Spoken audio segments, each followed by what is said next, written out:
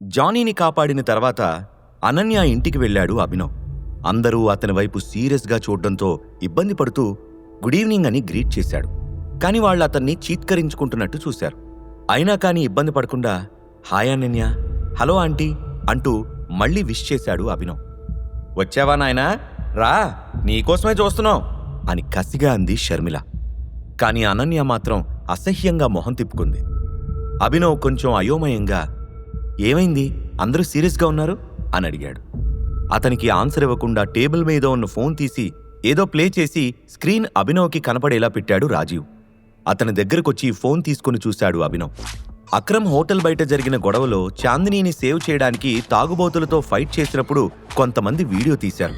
ఆ video play అవుతుంది. అబ్బా, అనవసరంగా గొడవ పెట్టుకున్నానా, కనీసం ఆ వీడియో తీస్తున్నప్పుడే ఆపేయాల్సింది అని మనసులో అనుకున్నాడు అభినవ్. అసలు అక్కడ ఏం జరిగిందో మీకు నేను చెప్తాను అంటూ ఏదో చెప్పడానికి ప్రయత్నించాడు అభినవ్. కానీ అతని మాటలను అడ్డుకుంది షర్మిల. ఇంకా ఏం చెప్తావు, నువ్వు వీధి రౌడీలా ప్రవర్తిస్తూ పోతుంటే మా పరువేం కావాలి, నిన్ను ఫస్ట్ టైం కలిసినప్పుడే నువ్వు ఒక బజార్ రౌడీవని నాకు అర్థమైంది అని ఆవేశంగా మాట్లాడింది. అభినవ్ ఆన్సర్ చేసేలోపే అనన్య స్పందించింది. జాబ్ కోసం వెళ్తున్నాను అని చెప్పావు కదా, అలాంటిది నీకు రోడ్డు మీద ఏంటి పని, నిన్ను జాబ్లో నుంచి తీసేశారన్నావు కదా, అక్కడ కూడా ఇలాగే గొడవపడ్డావా అని స్ట్రెయిట్గా క్వశ్చన్ వేసింది. అభినవ్కి కొత్త టెన్షన్ మొదలైంది. గబగబా ఫుల్ వీడియో ప్లే చేసి చూశాడు. దాంట్లో ఎక్కడా చాందిని కనిపించలేదు. కొంచెం రిలాక్సింగ్గా అనిపించింది. ఆ వీడియోలో ఆమె ఉంటే క్రాస్ ఎగ్జామినేషన్ మరింత భయంకరంగా ఉంటుంది అని అతనికి తెలుసు. అభినవ్ సైలెంట్గా ఉండడం చూసి అనన్యకి కోపం పీక్స్లోకి వెళ్ళిపోయింది. మా అమ్మ చెప్పినట్టు నిజంగానే నీ వల్ల మా ఫ్యామిలీ పరువు పోయేలా ఉంది, నీ నుంచి నేనిది ఎక్స్పెక్ట్ చేయలేదు అని అరిచింది. ఛీ, ఇంత దరిద్రాన్ని తెచ్చి నెత్తిన పెట్టుకుంటావని అస్సలు అనుకోలేదు అని గొణగడం మొదలుపెట్టింది షర్మిల. కొంచెం సెన్సిబుల్గా ఆలోచించే రాజీవ్ కూడా కోపంగా మాట్లాడాడు. ఈ ఇంటల్లుడు పబ్లిక్ ప్లేస్లో రౌడీజం చేస్తున్నాడంటే మనకెంత అవమానంగా ఉంటుంది. రేపొద్దున ఎవరైనా మీ అల్లుడేంటి రోడ్డు మీద జనాల్ని కొడుతున్నాడు అని అడిగితే తలెక్కడ పెట్టుకోవాలి అని అభినవ్ వైపు చూస్తూ అన్నాడు. అభినవ్ గట్టిగా నిట్టూర్చి, ఎవరినో కొట్టావు అనే పాయింట్ పట్టుకుని మీరంతా నన్ను నిలదీస్తున్నారు, కానీ అతన్ని ఎందుకు కొట్టాను అనే డౌట్ మీకు రాలేదా? రేపొద్దున మీకెవరి మీదైనా కోపం వచ్చినా, ఎవరినైనా కొట్టాలనిపించినా అందుకు ఒక కారణం ఉంటుంది కదా. ఇక్కడ నేను కొట్టిన మాట వాస్తవమే, కానీ అందుకు ఒక కారణం ఉంది. అసలు నా ఫ్రెండ్ చాంద్ అంటూ చెప్పడం ఆపేశాడు. చాందిని పేరు నోటి నుండి బయటకు దూకకుండా కంట్రోల్ చేశాడు. ఓహో, అర్థమైందిలే, ఇలా రోడ్డు మీద పోకిరి వేదవలాగా ఎవరితో అయినా గొడవ పడ్డావంటే అది అమ్మాయి కోసమే అయి ఉంటుంది.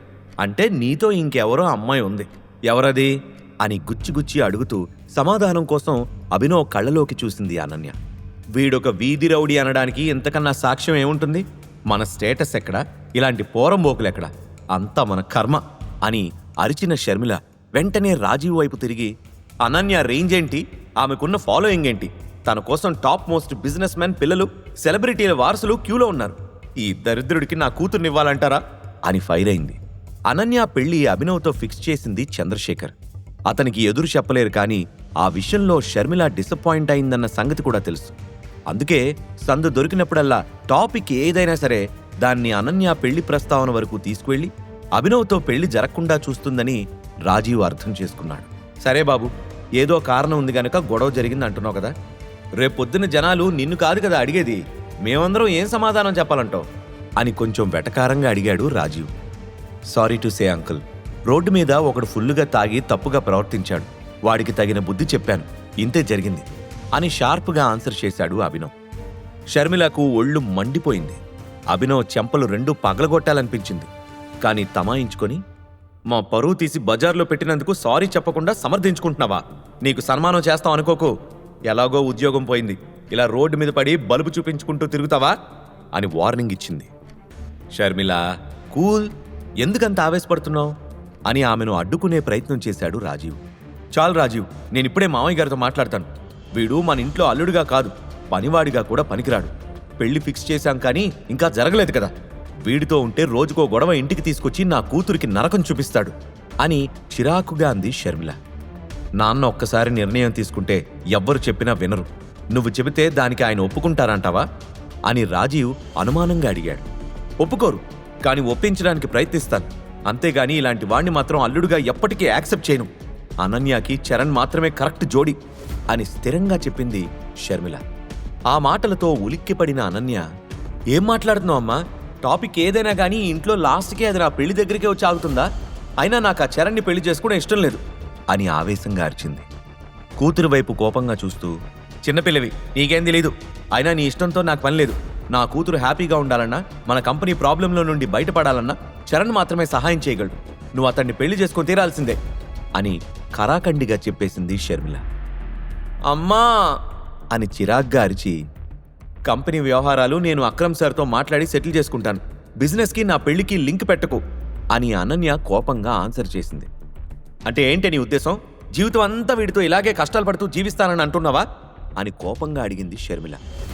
చరణ్ని పెళ్లి చేసుకోవడం ఇష్టం లేదు, అలా అని వీడితో కలిసి ఉండడం కూడా నాకు ఇష్టం లేదు అంది అనన్య. అభినవ్ వారి మాటలకి అడ్డం వస్తూ, నీ కంపెనీ నష్టాల్లో ఉందని అర్థమైంది. మీరు అక్రమ్ సార్ని హెల్ప్ అడుగుదాం అనుకుంటున్నారా? మీకు ఎలాంటి హెల్ప్ కావాలి అని అడిగాడు. షర్మిల, అనన్యలు ఇద్దరూ అతడికి జవాబు చెప్పలేదు. అనన్య ఒక కంపెనీని స్టార్ట్ చేసింది, కానీ ఇన్వెస్టర్లు వెనక్కి వెళ్ళిపోయారు. అందుకే తను ఇంత టెన్షన్ పడుతుంది అని చెప్పాడు రాజీవ్. కోపంతో కంట్రోల్ కోల్పోయిన షర్మిల ఇరిటేట్ అవుతూ, ఇదంతా వాడికెందుకు చెప్తున్నారు? అనన్యకి హెల్ప్ చేస్తానని వెళ్ళి ఆ షేర్ హోల్డర్స్ని కొట్టినా కొడతాడు అంటూ అభినవ్ వైపు తిరిగింది. చూడు, నువ్వు నా కూతురుతో ఎక్కువ కాలం ఉండవు. చరణ్తో తన పెళ్ళైతే తన జీవితం బాగుంటుంది. ఇంకెప్పుడు నువ్వు ఇక్కడికి వచ్చే ధైర్యం కూడా చేయకు అని కోపంగా చెప్పి తన గదికి షర్మిల వెళ్ళిపోయింది. రాజీవ్ కూడా ఆమెతో పాటు లోపలికి వెళ్ళిపోయాడు. అభినవ్ అనన్య వైపు చూస్తూ, అసలు నీకెంత డబ్బులు కావాలి అని అడిగాడు. నాకు డబ్బులు కాదు, ఏకే ప్రైవేట్ లిమిటెడ్తో పార్ట్నర్షిప్ కావాలి. కానీ దీనికి అక్రమ్ సార్ ఎప్పటికీ ఒప్పుకోరు. ఎందుకంటే దీనివల్ల మన కంపెనీకే లాభం, కానీ వాళ్ల కంపెనీకి ఎలాంటి ఉపయోగం లేదు అని బాధగా చెప్పింది అనన్య. సరే, నేను నీకు సాయం చేస్తాను అని అభినవ్ భరోసా ఇచ్చాడు. అతని వైపు నిర్లక్ష్యంగా చూస్తూ, ఆ రోజేదో నీతో అక్రమ్ సారు మంచిగా మాట్లాడాడని నువ్వు చాలా ఈజీగా హెల్ప్ చేస్తానంటే ఎలా నమ్ముతాను? అయినా నువ్వంటే నాకు ఇష్టం లేదు. నాకిప్పుడు నీ మీద కోపంగా ఉంది. నన్ను ఇంప్రెస్ చేయాలని ప్రయత్నించి కష్టపడకు, అది ఎప్పటికీ జరగదు. నీ దగ్గరున్న డబ్బులతో నువ్వు సరైన బట్టలు కూడా కొనుక్కోలేవు. అలాంటిది నాకు కోట్ల విలువ చేసే ప్రాజెక్ట్ని తీసుకొస్తావా? Get lost from my life అని చేతులు జోడించింది అనన్య. అభినవ్కి ఏం చెప్పాలో అర్థం కాలేదు. ఒకసారి నేను చెప్పేది వినన్య అంటూ ఆమెను కన్విన్స్ చేయడానికి ట్రై చేశాడు. అనన్య వేగంగా అతడి వైపు తిరిగి, ఇంకోసారి నా పేరు పిలిచావంటే హెరాస్మెంట్ చేస్తున్నావని చెప్పి పోలీసులకు కంప్లైంట్ చేస్తాను. నీ స్థాయి ఏంటో తెలుసుకొని ప్రవర్తించు అని చెప్పి కోపంగా తన రూమ్ వైపు కదిలింది. అది కాదు అనన్య, ఒకసారి నేను చెప్పేది విను అంటూ ఆమె వెనకే వెళ్ళాడు. నువ్వు ఈ విషయంలో ఏం చేయలేవు, దయచేసి దీన్ని ఇంతటితో వదిలేసేయ్ అని అనన్య అనడంతో, నన్ను నమ్మనన్య, నేను అక్రమ్ సార్ కంపెనీలో మేనేజర్గా పనిచేస్తున్నాను అని చెప్పాడు అభినవ్.